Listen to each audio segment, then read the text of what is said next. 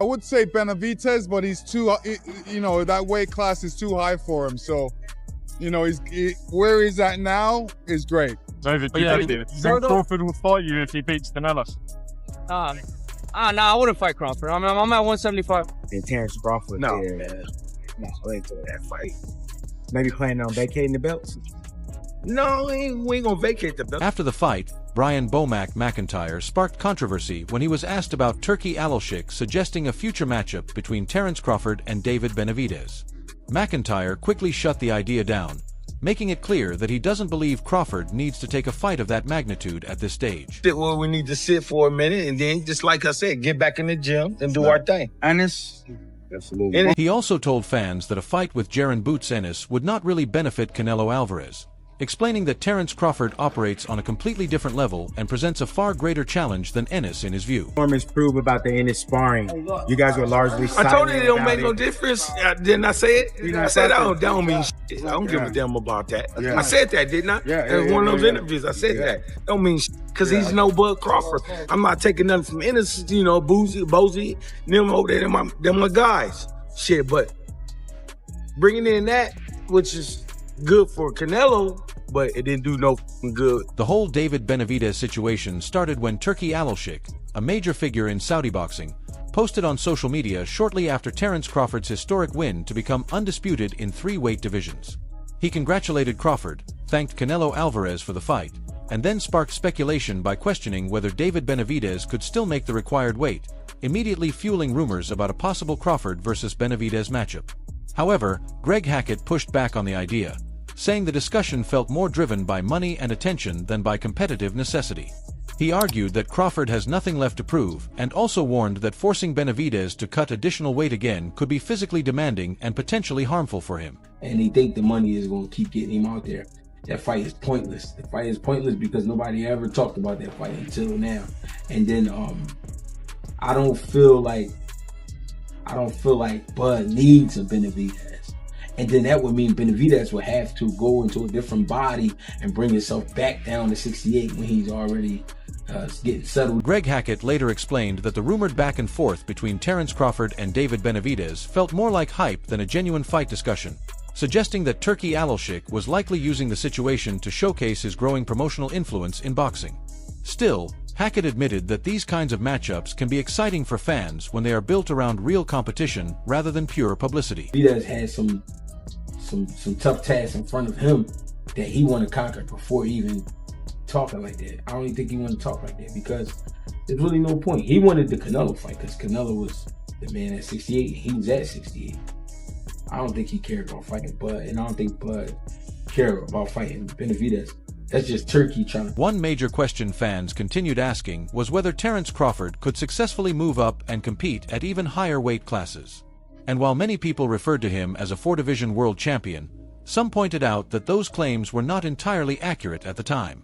Meanwhile, boxing commentator and YouTuber Showbiz the Adult often questioned whether Crawford's resume truly deserved all the praise it receives, echoing criticism from some fans who argue that he has not consistently faced enough elite opposition to fully prove himself at the absolute highest level. Is top 4 greatest fighters of all time. Do you understand how improbable this is? I thought Bud had no chance. I lost 20 grand. Not only is Terence Crawford on my Mount Rushmore, like I've said, if he were to win, because the probability of him winning against all the odds, I couldn't see it. The narrative often overlooked the positive side of the historic fight, where Terence Crawford delivered such an impressive performance that even many of his harshest critics were forced to reconsider their opinions. While one of boxing's biggest stars appeared exhausted and physically diminished in the aftermath of the bout, Showbiz the Adult even highlighted the moment on video, emphasizing the visible impact of the fight and making sure fans took notice of how significant Crawford's performance truly was. That guy, he can face anybody in history and be a problem. Him right there. Not only that, I think this cements the fact that everybody avoided him. This right here answers everything. Not only is Terence Bud Crawford on my Mount Rushmore, but everybody avoided him. And that sheds more light on how he beat. Terence Crawford made history by becoming the first male fighter to hold all 4 major belts in 3 different weight classes, moving up through divisions and capturing every title along the way, an achievement no other fighter has matched. So even if he was not officially a 4-division undisputed champion, his accomplishments still placed him in a unique position in boxing history. After losing by decision, Canelo Alvarez also surprised many during the press conference by openly giving Crawford credit and admitting he was the better fighter rather than avoiding the topic or making excuses. Contrast the fight between yourself and Floyd Mayweather Jr. and tonight's bout with Terence "Bud" Crawford, if you can. No, I think Crawford is way better than Floyd Mayweather. Veteran boxing journalist Dan Rafael shared his thoughts on the fight between Terence Crawford and Canelo Alvarez, saying the most impressive part for him was how Crawford completely took control in the later rounds. While Rafael believed Canelo had the advantage during the early stages of the fight, he felt Crawford's adjustments, composure, and ring intelligence gradually shifted the momentum in his favor. I had Canelo ahead in the early going, but I thought Crawford did an amazing job closing that fight down in the last few rounds, where he really started to back the supposed bigger guy up, although for me, they looked about the same size. But Dan Rafael further praised Terence Crawford by emphasizing the historical significance of the victory, explaining that Crawford had pursued the fight for a long time and worked hard to make it happen despite widespread doubt. Rafael also pointed out that Crawford rarely received opportunities to face naturally bigger opponents because many people never believed those matchups were realistic in the first place. He dreamt this fight. He willed it to happen. A lot of people, not me, but a lot of people laughed at him, said, forget about it, no chance against a bigger guy like that. Canelo, because everybody who has ever read me, followed me, listened to me knows I love Canelo. I think he's one of the greats of all time. I think you can make a really good argument that he's the greatest Mexican of all time, even more than Chavez. That said, he is in decline. He's been in decline for the last few years. He hasn't been what we've seen him at his best since he beat Caleb Plant, that Caleb Plant, Billy Joe Sanders time frame. And, even though he's winning fights, the knockouts haven't happened.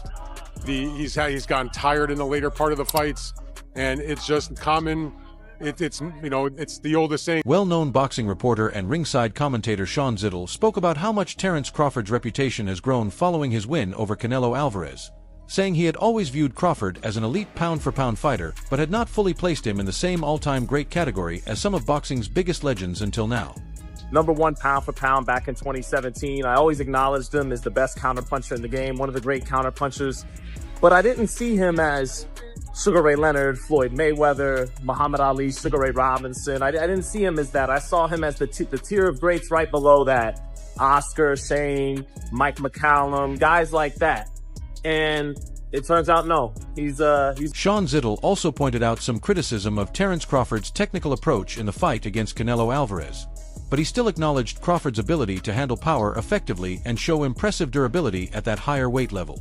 He added that Canelo gradually lost his rhythm as the fight progressed, while Crawford used a strong jab in the early 3rd and 4th rounds to establish control and slowly take over the remainder of the bout. Crawford, I know Crawford felt it, but he had good punch resistance. He came up in weight beautifully, and then as time went on, his jab and his length, it's around that 3rd and 4th round, really started to give Canelo fits. And then #1, his bread and butter, his gift. Yes, he's got great tactics, great distance control, efficient footwork. He doesn't, and he took the air out of the... It was already expected that Canelo Alvarez would rely on his size, experience, and strength going into the fight, as he has long been a champion who understands how to handle pressure at the highest level, especially at super middleweight. After his loss to Terence Crawford, Canelo addressed fans on Instagram without making excuses, calmly accepting the defeat and reflecting on his journey while thanking his team, family, and friends for their support and sacrifices. He also expressed pride in everything he has achieved and said he is ready to learn and move forward, giving special appreciation to his wife Fernanda for standing by him during difficult moments. Meanwhile, Crawford also drew attention after the fight for showing a more emotional and defensive side at the press conference, responding strongly to criticism and confronting reporters who questioned him, making it clear that the fight represented more than just boxing and also challenged long-standing doubts about his career. Time undisputed champion, the first ever in the 2, 3, or 4 belt era, and you became the 2nd undisputed champion in 3 weight classes when there was only 1 champion back in 1938 with Henry Armstrong. That's a lot of stuff. You hear that? Terence Crawford reacted strongly at the press conference, pointing out that for years boxing experts and reporters had labeled him as uninteresting, said he couldn't draw big crowds, and even dismissed him as a nobody. But now, performing on the biggest stage in the sport, He has proven those critics wrong in a major way and shown that those past claims about him were completely off the mark. I love it. It all goes hand in hand. Can you describe what it all means to you to have, you just made like a whole resume of stuff tonight.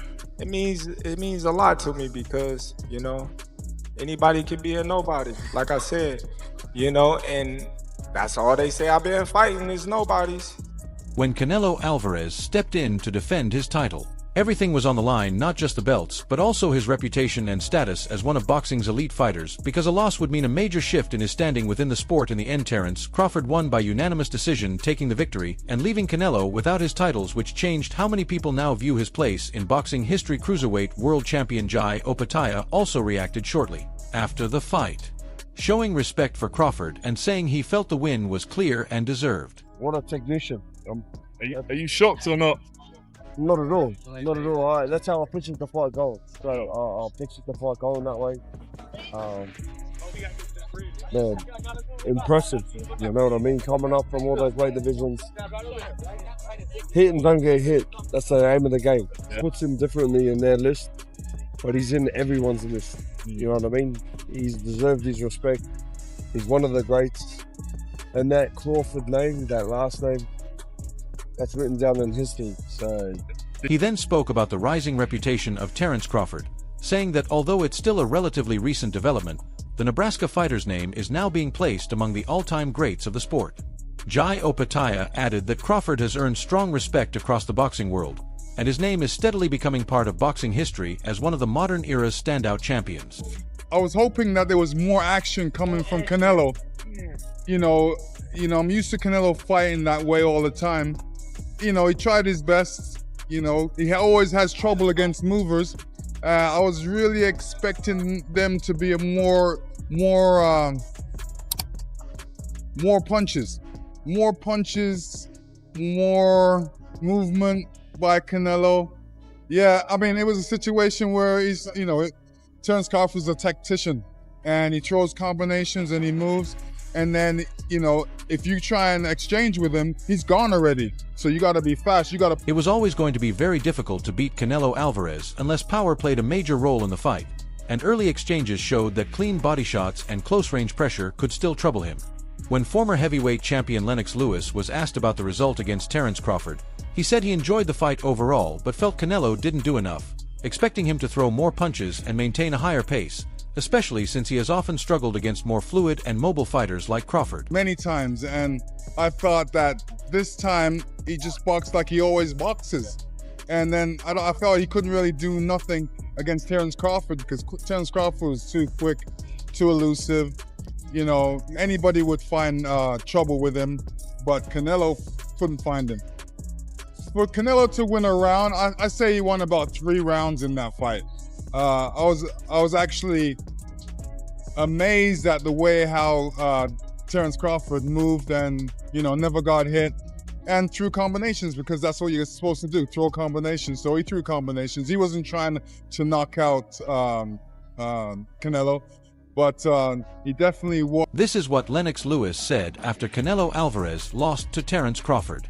He explained that he had seen Canelo fight many times before and felt this performance was similar to his usual style, but Crawford's approach demanded much more aggression and constant adjustment. Lewis added that Canelo struggled to impose himself because Crawford's defense and quick reactions made it difficult for him to land clean punches or take full control of the fight. It's the morning after the big fight. Crawford Canelo. Shout outs to Crawford. You did it, boy. You did it. For those who still aren't quite sure what they witnessed last night, I'm going to let you know that you witnessed what is called a notorious boxing clinic. Most viewers believe that Terence Crawford won the fight not because of strength, but because of his speed, timing, and sharp boxing intelligence, as he consistently made Canelo Alvarez miss and forced him into uncomfortable positions that shifted the momentum in Crawford's favor. While Canelo did land some heavy shots when he got inside, many of his attempts failed to connect cleanly, and Crawford remained composed from start to finish. Former unified welterweight champion Keith Thurman also praised Crawford's performance, calling it a masterclass that highlighted elite fundamentals, timing, and ring control at the highest level, especially at super middleweight. where many did not expect him to handle Canelo's power and pace so effectively while still controlling the fight throughout. Hit and don't get hit. That's boxing 101, people. It's actually the definition of boxing. For those who don't know the definition of boxing, it's to hit and not get hit. It's almost like a game of tag, to simplify it for you folks. All right? And yes, Crawford was tagging him. Not just with the jab, moving, but he was able to do another. Terence Crawford's victory didn't just change who held the belts, it also reshaped the narrative of the super middleweight division while putting new pressure on Canelo Alvarez's future, as he now faces key decisions about whether to move forward, change weight classes, or attempt a comeback. The defeat highlighted that a fast, skilled, and unbeaten opponent had beaten him on one of boxing's biggest stages. Before the fight, Crawford was asked about Canelo's well-known punching power at super middleweight, and he remained confident, saying he had faced strong opponents before and was ready for the challenge. Meanwhile, former champion Timothy Bradley Jr. said the fight carried major weight for Canelo's legacy, noting its impact on his reputation, while also pointing out that if Crawford had lost after moving up multiple weight divisions, it would have significantly damaged his standing as a top-level challenger. His power, like, have you been hit by anybody that strong before? I've been hit harder. No, in a real fight, not a spar. In a real fight. Not Avanesian, but Mean Machine hit harder than Canelo, to me. To be honest. Terence Crawford didn't just win a fight, he made history despite the doubts around him as he defeated Canelo Alvarez and showed that greatness is not defined by weight classes, but by skill and determination. Boxing, known as the sweet science, once again proved why it is so respected, with skill, heart, and legacy all on full display, and many fans now believe Crawford's place among the all-time greats is now firmly secured.